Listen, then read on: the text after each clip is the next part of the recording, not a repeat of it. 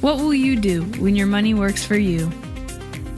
Welcome to the Tech Girl Financial Podcast with your hosts, Victor and Kim Gaxiola. In today's episode, Victor and Kim discuss how you can spark joy and organize your finances by applying the KonMari Method created by tidying expert Marie Kondo, best-selling author and star of Netflix hit show Tidying Up with Marie Kondo and founder of KonMari Media, Inc. From the home office in California, here is Victor and Kim.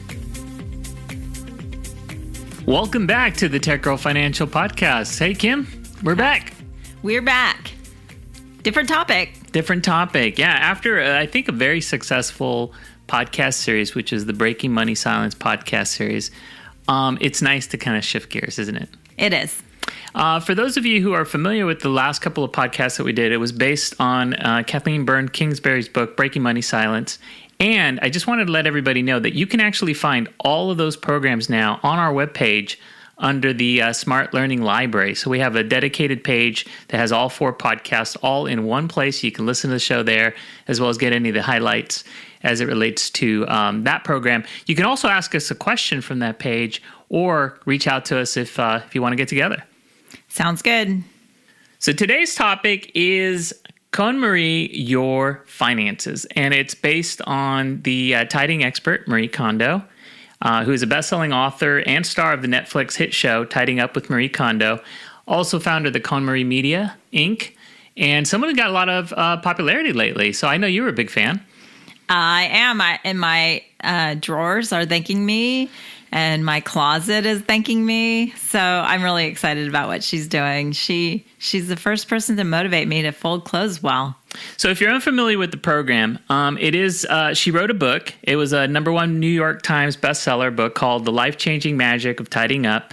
And she basically took this whole concept of tidying up to a whole new level, teaching that if you can properly simplify and organize your home once, you'll never have to do it again. And so I think that what attracted us is that one of the narratives that we've had at Tech Girl Financial is about getting financially organized. So what we're doing is we're kind of applying this KonMari method, which really encourages tidying up by category, not by location, which means that she'll start with clothes, and then she moves on to books, papers, and miscellaneous items. And, and finally, I think she gets to those sentimental items, which is always the most gripping part of the program, if you've ever seen it on Netflix, which are those things that, only kind of speak to the heart. And you only discard it if it doesn't spark joy. So what today's conversation is going to be built around is looking at the 6 different steps and rules that Marie has created for tidying up for people's closets and their homes and applying it to tidying up your finances. That's right. So we're going to get creative here. It's funny, when we were going through the steps and talking about this before we came out with the podcast, I thought, how are we going to make similarities to your finances? But I found when you went over that list, Victor, that it was really easy to make the connection from organizing your home to organizing your finances. So this is going to be really easy and fun. Yeah, and hopefully you'll walk away, with real practical things that you can get started. And so what we wanted to do is just basically bridge her philosophy, apply it to financial services, apply it to your own home, and why don't we get started? So looking at the KonMari Method, she has 6 very specific rules. So rule number 1 of the KonMari Method is committing yourself to tidying up. So Kim, how does that apply to someone's, individual or family finances? Well, the key word is commit. And so this doesn't mean look at it and put it back in the pile, but actually commit to getting things done. So, hold yourself accountable. Tell your spouse or your partner you want to get this done. Not you are going to get this done by a certain date. And I think when you say it out loud, a lot of times it forces you to get it done. Yeah, and I think that part of this is just making that commitment, as you said, that says, that the journey of 1,000 miles starts with a single step. And just like anything that's worth doing, whether you're going to lose weight or whether, you're looking to improve your physique, you can't go to the gym and expect that overnight you're going to have results. So here is a situation where, if you're going to be tidying up your finances, it can be overwhelming for people, especially if you're buried under a bunch of statements to say, where do I get started? So just making that commitment, saying, okay, we got to get started. Let's, just that very commitment alone, I think, is a great start. Right. And so I love when Marie Kondo gets so excited about messes. It's really funny. I'm like, how can anybody get excited about a mess? But then when I look at someone will come to me and they'll have a bunch of different statements and stuff, and I start pulling them all together and I start actually creating a plan for them. It's really exciting. So maybe I'm just like Marie Kondo in the finance world, huh? Oh, I think that the excitement stems from, seeking it or looking at it as an opportunity, which is that opportunity for an improvement. Yeah. And I think that, like I said, it's the best habits are formed by just making the commitment to continue with them. And so it starts off on a really good foot. Yeah. So I'm going to go a little further in that because I keep thinking about on the show those mountain high piles of clothes that people get. Yeah, we got some upstairs. The first step, I think, is the clothes pile. And you just take your clothes out of every single nook and cranny they are in your home and stick it on a pile. And then you just start yes or noing it. Joy, no joy. And that's a great way to start things out. There you go. All right. So rule number 2 is imagine your ideal lifestyle. Where do you think that applies in finances? So this is something that I hope to begin in 2020. This year, I really would like to continue on this journey with my clients on their money scripts, as we've talked about through the Breaking Money Silence series, and really getting to understand people's relationships with money. But next year, what I really would love to do is create some workshops where we can paint the picture of what your future looks like. So I did this exercise a couple weeks ago at a conference, and we got a bunch of magazines out there, and we started cutting out the pictures that really appeal to us, be it gardening or skiing or, all the different types of magazines there are, and just cut out the pictures that have to do with what your future looks like and put them on a vision board. People talk about this. They think it's a really good idea. And I've seen the results for some people who have created these vision boards, moved across the country for them, and their visions become reality once they get them on something that they can see. Because I'm going to tell you, you're really hard pressed to get excited about your retirement if you think you're just going to quit work and sail off into the sunset. Well, I would get excited if it was sail off to the sunset. But sounds good. Most people, when you say, how do you envision retirement? The answer is, I don't know. I don't know. You're going to spend a lot of time there. So just like a trip that you're going to travel and plan, I think people should be planning and envisioning their retirement. Well, and I think the reason why it might be hard to envision retirement is because for many people, especially if you're working with clients that are fairly young, in their 20s or 30s, is it's still a long way away, and whether or not they're actually going to retire is the other question, because a lot of what we're seeing now is that people aren't retiring 100%, like stop working altogether, but they're choosing some sort of alternative lifestyle where they're working and maybe working because doing something that they love as opposed because they need the money. Right. So it's challenging sometimes for people to be able to do that vision. But the one thing that you can do, and this is where, like I said, that the journey of 1,000 miles starts with a single step is, you and I, when even before we had kids, we knew we wanted to have kids. And so when you look at this, ideal lifestyle saying, okay, we're going to have kids. And my expectation is that those kids are going to go to college. And so when they were born, we didn't hesitate to start doing a college education plan for them. And so it's, when you look at imagining your ideal lifestyle, there are certain short-term and long-term goals that you're going to have in the case of being able to fund, college education. So here we are. Mika's a junior in high school. She's a year away from going to college. And I feel really good that we made those decisions, 20 years ago. Right. And that, something that I tell people to do, which is really fun, is if you can have a picture of maybe like a short-term goal that you have. I don't know if you have to buy a new car or you're saving for a new home. Put a picture of what that home or car is going to look like and stick it in your wallet. And I say that, stick it right next to that credit card. So when you're out and you're buying something for, fun, maybe it's something you don't need, but you want, you can pull out the credit card and that picture. And by seeing that picture right in front of you, maybe you put that credit card back because you really don't need that. And that money is for the bigger goal that you have. Wow. Wow. Well, it kind of reminds me a little bit of Robert Cialdini, wrote the book Influence. And one of the concepts that he said is when you write something down, you're more inclined to do it, because you're making this personal commitment to yourself. And I think the vision board probably serves the same purpose. Right. Write it down. Yeah. Rule number 3, and this one I think is challenging for a lot of people, especially when it comes to decluttering, but it's finish discarding first. In other words, start by getting rid of things. Right? Really getting rid of things. And what do you think? How would that apply, in people's finances? Well, I would say it's time to break the myth that's out there. I hear a lot of people come to me and say it's really important to stay diversified. And by diversified, they mean let me have 3 401ks out there and 2 brokerage accounts and multiple insurance policies, whatever it is. There's this big myth out there that says if you have different accounts, you're diversified, but that's not true. And if you think about it, if you were to go to Safeway, Costco, and Trader Joe's and buy bread, milk, and eggs, what's different about what you just bought? Nothing really. Nothing. Maybe size, maybe brand, maybe price. Quality. Yeah, freshness. But basically you got eggs, bread, and, milk. Yeah, pretty much the same. And you wasted a lot of time going to a bunch of different places to get the same items.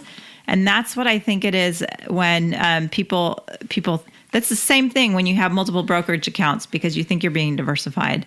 You really aren't being diversified. And 9 times out of 10, I see the same investments in all of those accounts. Right. And there's a danger and we were talking about this earlier, is one of the dangers I think of having all these separate accounts is that because they're not under one place or under one account, you may actually have an overweight in a specific sector or a specific asset class that you wouldn't know unless you consolidated those accounts, were able to look at it all at once. Right. And, how many passwords do you want to have out there? How many statements? How much confusion do you need in your life? I certainly think it probably does not spark joy, like Marie Kondo would say. So this brings us to the idea of consolidation. And when some of the benefits that we mentioned is the ability to see your entire account under one place, to see what the distribution is. But there's also some cost savings involved too, perhaps, when you do consolidate, right? Right, because the more you have under one roof, typically advisory prices go down, and when you have bigger amounts in your account, as well as your options and what you can invest in. And one of the things is when you are just starting out, maybe you buy a mutual fund because it's the easiest way to be diversified if you're only putting in $100 a month or something like that. But as you have bigger and bigger accounts, you can start buying your own stocks and holding a diversified portfolio of stocks instead of the mutual funds. And I like holding stocks, because it creates so much transparency for people. And, you're not paying a manager for a fee on top of maybe another brokerage fee. Yeah. So there are a lot of economies of scale when you start bringing everything together. All right. So rule number 4, and we're going through the KonMari Method here, is tidy by category, not by location. So how does that apply? So Marie Kondo likes to talk about first getting all the clothes, and then, she's got her kitchen and other stuff and what have you. Here, I would like to think of your finances almost like you would separate your clothes or your closet. You're going to have your short-term money. That's going to help you answer the question of what happens if I don't have a job tomorrow. Then you want to have your long-term money, which is what happens if I live a long life, the perfect scenario, right? And then you also want to have what happens if I don't wake up tomorrow? What happens if I can't work tomorrow because I'm disabled? That would be, your emergency. Break only in emergency situation. That's your emergency bin. So you can divide up what you own and your assets by these different categories. And I think what these categories speak to, so if we look at, short term, you lose your job, so things that would be of concern would be cash flow, checking, savings, what your ins and outs as far as your day-to-day expenses. If you live a long life, obviously your investments are going to play a bigger picture. Your retirement investments, do you have enough to be able to, outlive your money? When it comes to, what happens if you don't wake up the next morning? Do you have insurance policies? Are you protected, or is your family protected if you don't wake up the next day to cover the cost of the mortgage, or if you want to get your kids to college, that they'll be able to go without it being a massive strain on the family? Right. So there's not that many piles that you have to start making up front. But if you have, we've had people that have come in with shoe boxes full of statements and whatnot. You could create, just a few piles and then just start putting them paperwork in those different piles and then bring them online. And some of the other categories, to concentrate are things, when we talk about the tools and documentation, which has to do with wills and trust. And on a very personal, is making sure that you know where all your documentation is. I mean, the important stuff, statements, passports, birth certificates, and things like that. Passwords. I know, passwords. That's a big one. All right, moving right along. So rule number 5 is follow the right order. Now, I know that in her case, like you said, she starts with clothes, then she moves on to books and such. What would be the right order when it comes to finances? So it's all about your foundation and making sure you have a solid foundation. So we would first start with, your emergency reserves. How much cash do you have on hand? Typically, I say, depending on your own situation, where you work, if you have a spouse, 2 employed in the household, what have you, somewhere between 3 to 6 months living expenses. You need to have that and as close to cash as can possibly be. So that if something happens, it's readily accessible for you. And then you would also want insurance and, the insurance so that if something happens to you, that you do not leave your family in the dark. And so the insurance policies are really important, especially when you're a young family just getting started.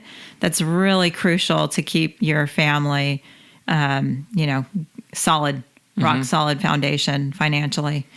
And I think it's going to depend a lot on the individual too when it comes to, what is their specific pain points, because a lot of what sparks the conversations with you or why people reach out is because they have a pain point. They have an issue or a challenge that they need to address. And it might start there, but then you want to look at the whole picture.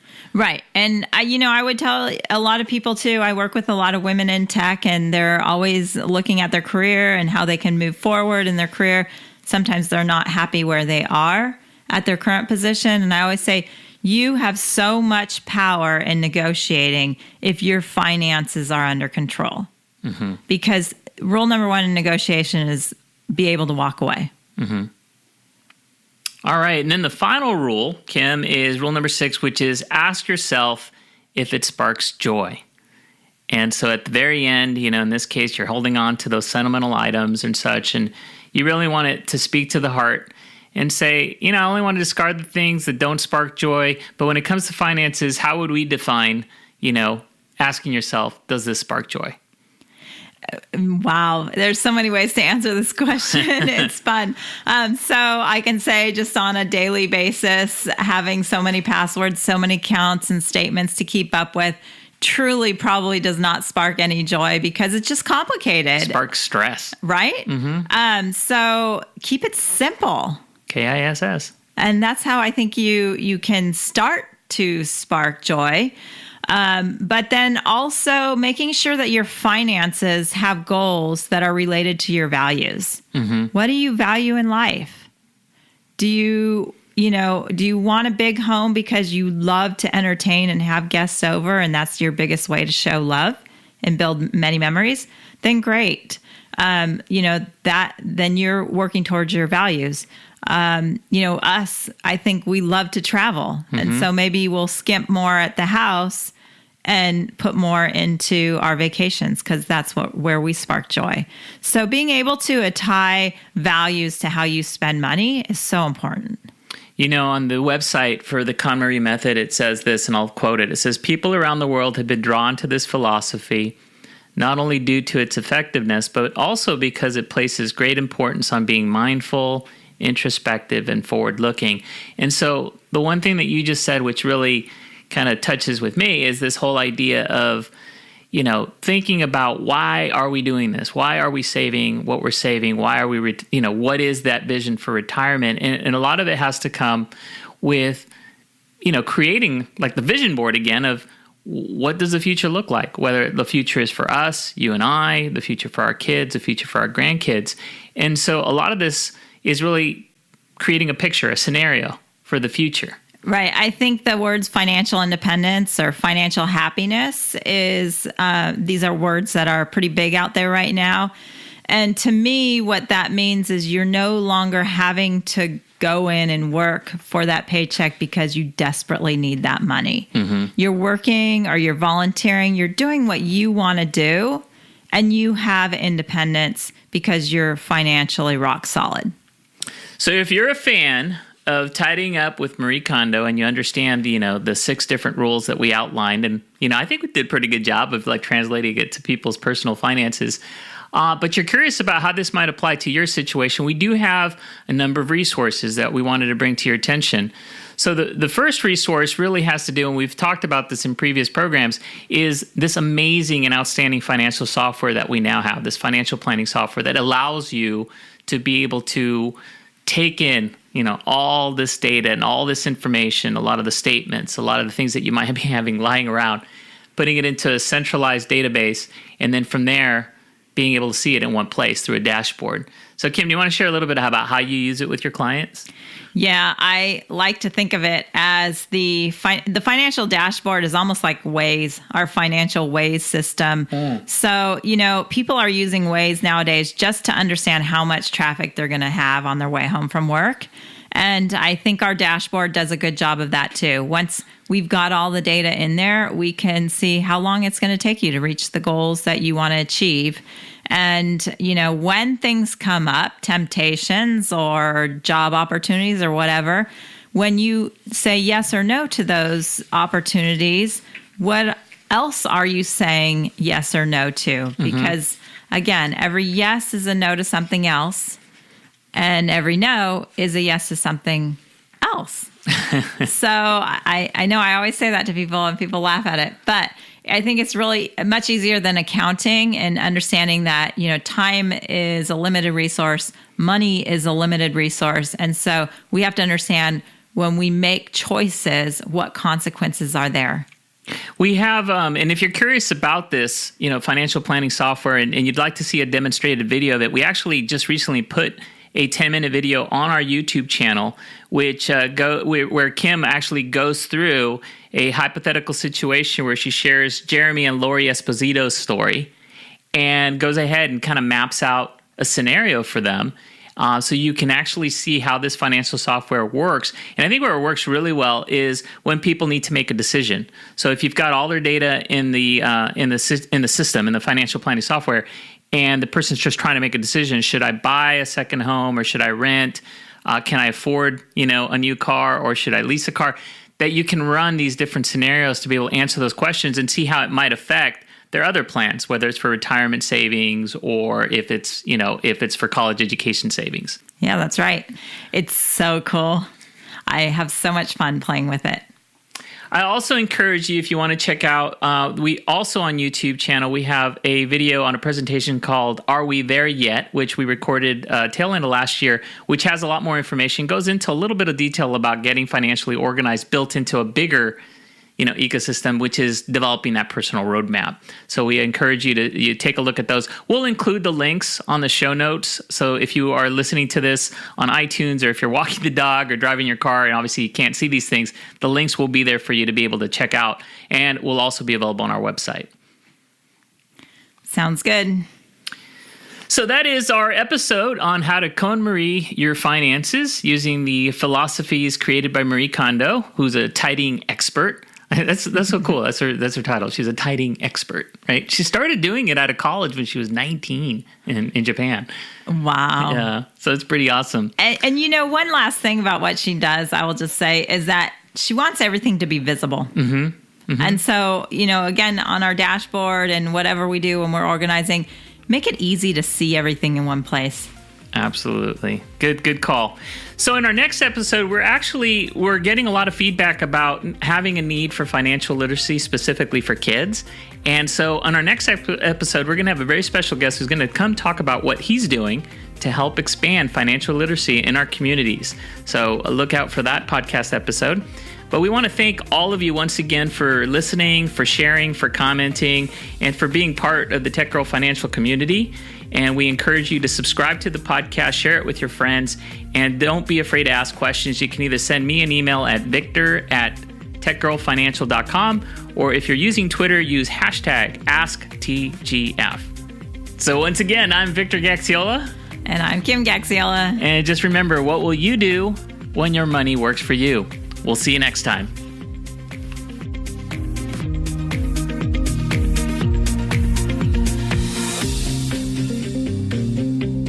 If you have questions, comments, or suggestions for future shows, please send an email to victor@techgirlfinancial.com or join the conversation on Twitter using the hashtag AskTGF. We also encourage you to follow us on the Tech Girl Financial page on Facebook and connect with us on LinkedIn. Securities offered through registered representatives of Cambridge Investment Research, Inc., a broker-dealer member FINRA SIPC. Investment advisory services offered through Cambridge Investment Research Advisors, a registered investment advisor. Tech Girl Financial and Cambridge Investment Research, Inc. are not affiliated companies.